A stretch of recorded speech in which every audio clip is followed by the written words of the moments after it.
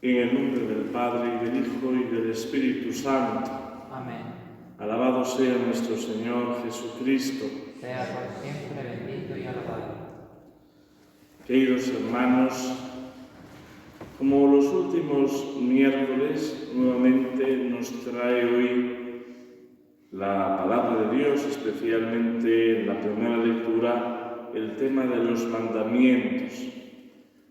Y siempre enfocado en la vida del cristiano, tanto de los que se preparaban antiguamente para recibir el santo bautismo, que les eran entregados los mandamientos y adquirían el compromiso de practicarlos, de cumplirlos en su vida, como para el resto de los cristianos y también los penitentes. ¿Y por qué esta importancia de los mandamientos? Porque en ellos verdaderamente está patente lo que quiere Dios, la voluntad de Dios. Uno se puede preguntar, ¿qué quiere el Señor? ¿Qué quiere de mí? ¿Qué quiere que haga? Y bueno, más o menos lo va descubriendo porque Dios se manifiesta de muchas formas, en distintas circunstancias, por medio de personas, y vamos viendo cómo el Señor va trazando el propio camino. Pero si en algo queremos descubrir objetivamente lo que le agrada a Dios es cumpliendo sus mandamientos, que son en lo relacionado a esa relación con el Señor, pero también en lo tocante a nuestra relación con el prójimo. Y esto es necesario tenerlo bien en cuenta, porque a veces se ha intentado desprestigiar el cumplimiento de las normas y mandamientos de Dios como si fuera una visión demasiado legalista, demasiado cerrada y que en la mentalidad actual no encajaría demasiado. Como bien señala el Papa Benedicto XVI, los mandamientos no nos restan nada en el camino de la libertad, sino todo lo contrario. Porque no cumplir los mandamientos es básicamente esclavizarse por la senda del pecado y de la muerte. En el Santo Evangelio, nuestro Señor Jesucristo se presenta como el buen pastor, que tiene unas ovejas que nadie le arrebatará. Esta imagen del buen pastor es de las más antiguas de la tradición cristiana. Antes de que empezase a representar al Señor en la cruz, como es lo más habitual y universal actualmente, la imagen del crucificado era precisamente representada como el buen pastor, porque es el buen pastor que da la vida por sus ovejas. Los demás no son buenos pastores, ni siquiera son pastores, son mercenarios, son asalariados, que cuando ven el peligro, cuando ven venir al lobo, huyen y dejan a las ovejas solas para que los lobos hagan estragos. Pero Jesús es el buen pastor, que viene en busca de la oveja descarriada y la trae sobre sus hombros para devolverla al redil, pero especialmente es el buen pastor que da la vida por sus ovejas. Y en esta controversia que hoy nos presenta el Santo Evangelio, y en la cual hay un nuevo intento de apedrear a Jesús, de darle muerte, en ese ambiente de fiesta, la fiesta de la dedicación del templo, que era una de las más importantes del calendario judío y que era motivo de peregrinación a Jerusalén para conmemorar la bendición de aquel primer templo edificado por el rey Salomón y que sería una de las grandes maravillas de la humanidad en caso de que todavía existiera.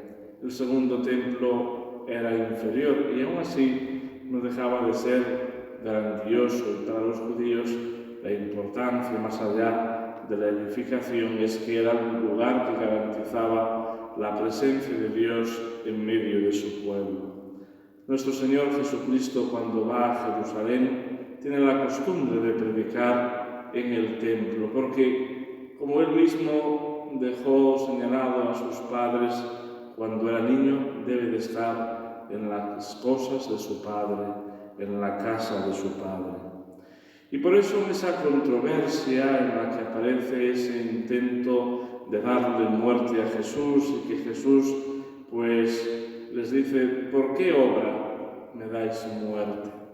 La respuesta es una confesión de fe indirecta. No te damos muerte por ninguna obra, cuando muchas de las acusaciones es porque curaba en sábados y por tanto se consideraba una infracción del día santo, sino porque te has dicho una blasfemia, te has proclamado Dios. Nuestro Señor Jesucristo es verdadero hombre, pero también es verdadero Dios. Sabemos que esto suscitó muchas disputas teológicas, muchas controversias, muchas herejías, especialmente en los primeros siglos, el arrianismo, el monofisismo, el nestorianismo, etcétera, etcétera, que negaban la humanidad de Cristo o la divinidad de Cristo, o en cualquier caso era una teología incompleta.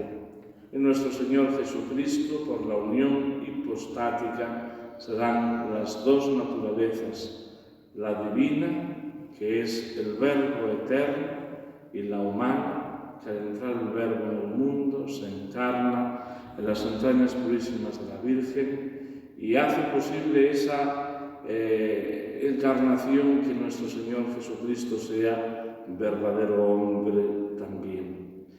Y esto con todas las consecuencias de padecer, de entristecerse, de sufrir, de solidarizarse con la humanidad, incluso hasta la muerte. Nuestro Señor Jesucristo, como nos dirá el apóstol San Pablo, es semejante en todo a nosotros, excepto en el pecado. Y como decía, es una confesión de fe, verdaderamente es Dios. Es el Dios hecho hombre, es el Emmanuel, es el Dios Salvador que viene a redimir a su pueblo, que viene a redimir a la humanidad. Nosotros, al confesar nuestra fe en la divinidad de nuestro Señor Jesucristo, reconocemos también su humanidad santísima. No hay dicotomía, puesto que aunque en Cristo hay dos voluntades, la voluntad humana del Señor está absolutamente sometida a la voluntad divina. No hay ni un resquicio, ni una fisura que contradiga la voluntad de Dios. Precisamente entendemos ahí el hecho de que nuestro Señor Jesucristo se hizo obediente y obediente hasta la muerte, y una muerte de cruz, como repetiremos paulatinamente en los días del Triduo Pascual en el oficio de tinieblas.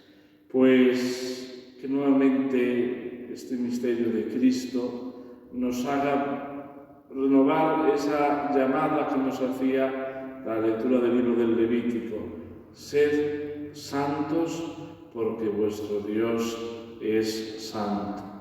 El mismo Jesús nos llamó también a la santidad, a la perfección.